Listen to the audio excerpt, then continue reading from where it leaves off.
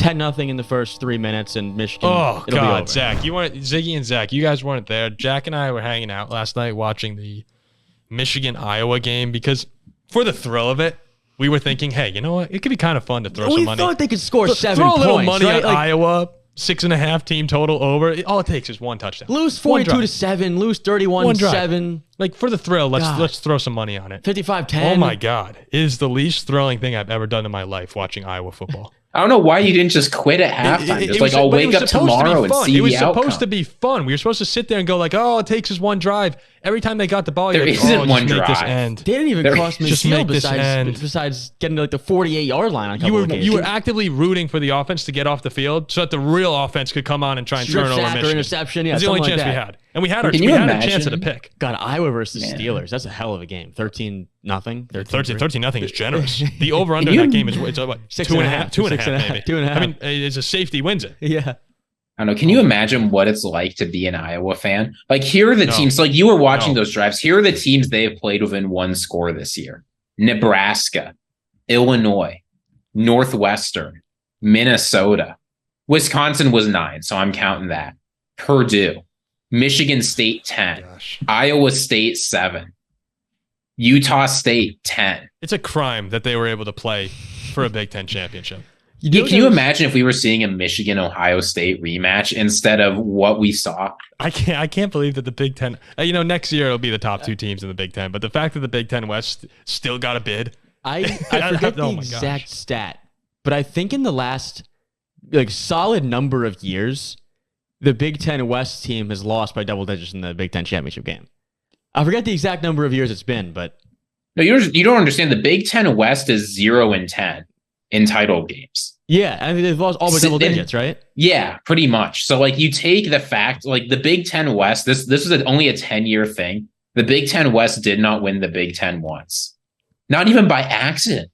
You would have thought once you're getting into the game because you're guaranteed to get a spot, a 10% chance isn't too much. What's the Iowa rule? The Iowa rule that we said was add a 0 to everything. If it's 1st and 10, it's 1st and 100. Yeah. If they're down 10-0, it's 100-0. So in the fourth quarter yesterday, it was 260-0, and Iowa had a 3rd and 240. Yeah. It was a tough game to watch. Oh my gosh.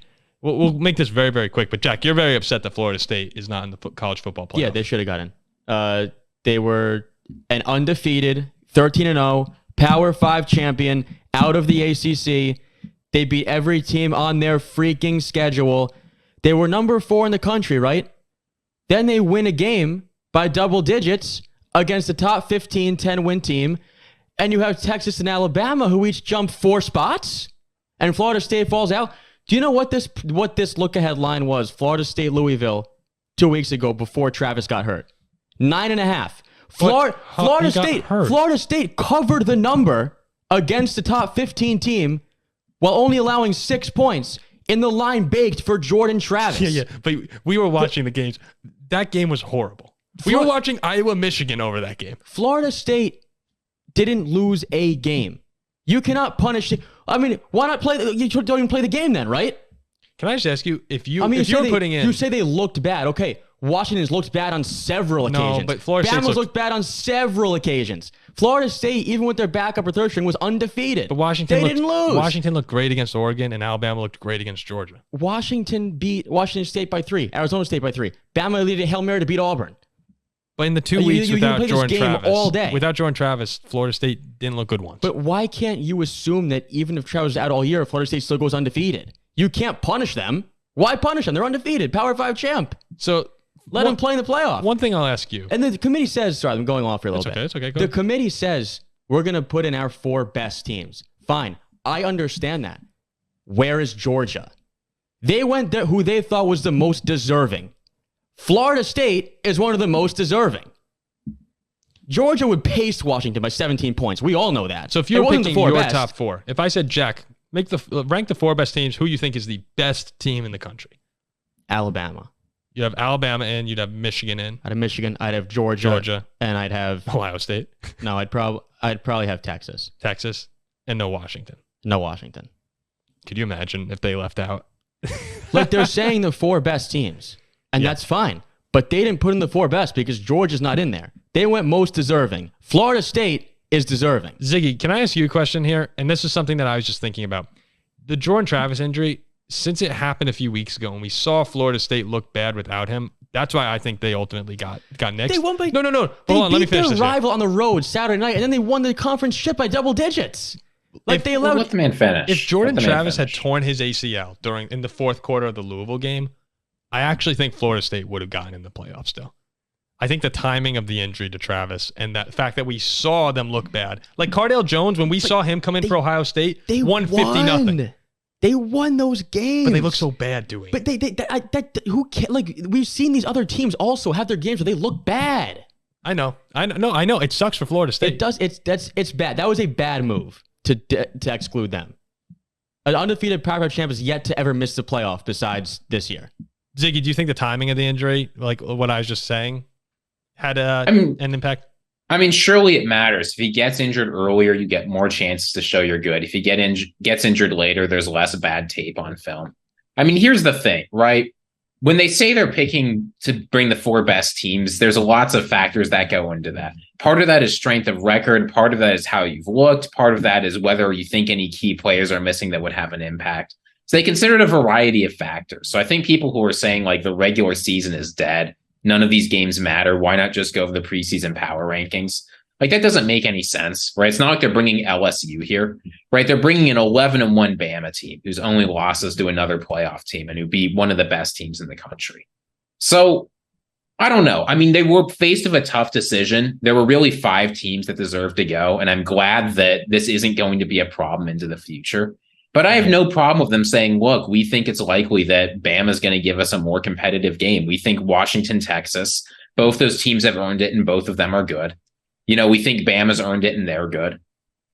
I don't know. Like, if Michael Penix had torn his ACL against Oregon, Washington probably still gets in. I think that it's... I'm not sure. I don't know. It's impossible to say. You don't get a lot of season-ending quarterback injuries right at the end of the season. It just doesn't happen. It's very unfortunate for a team who... To me, when you beat everyone on your schedule in the Power 5, you win your championship against a ranked team, it's unfortunate to then have them just assume that, oh, no, Florida State's going to get killed. Let's put somebody else in. No, I won't argue that at all. You have a month. You have a month now. Yeah. I mean, you never know. No, I totally get it. I think they deserved a spot. They should have been in. And it's great to have the 12 team next year, but I mean, yeah, ask any Florida State fan or player if they're excited for it next year, and they'll say F off. I would have gone Michigan, Washington, Florida State, and Bama. And left they're just scared of a repeat of TCU Georgia. That's what actually caused this to be made, is they don't want another blowout like that. See, I don't like that argument because TCU beat Michigan. And TCU, like, you know, that's the fact. No, I'm not saying that that's a good reason. I'm saying I think that's what's driving us. We're really scared of blowouts. We are confident that these 4 teams, no matter what happens, will not get blowouts. Michigan Bama is a much better game. Everyone will be much more excited for it. It will be a better football game, I'm sure. You look at like ratings too, like having Bama in there against Michigan.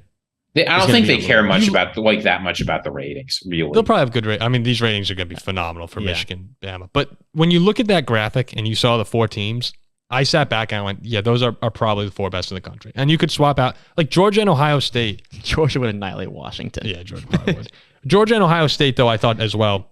If no one talked about Ohio State, who I didn't think should get in, but Ohio State beat Penn State. They went on the road and beat Notre Dame, and they have the best. Like, talk about Alabama having a good loss. Talk about Georgia having a good loss. Their loss is by 6 at Michigan, and they had the ball. The chance and then to the ball with the chance to win. Ohio State fans have to be sitting back saying, "Wow, like, I mean, we just got dealt a crappy card as well." Yeah, I was calling for an emergency 8-team playoff. It would have been great. Well, last year Ohio State got in. Or Michigan, who got in under the same? Yeah, Ohio State got in under the same situation, right? Yeah, because Ohio State, Michigan both got in. Yeah. Jeez, it was an exciting selection day, though. We haven't had that since the first year with TCU and Ohio State as the 4. Bama gets their revenge on Texas in a couple weeks, and that'll be that. Florida State will have a championship banner hanging up, like as UCF.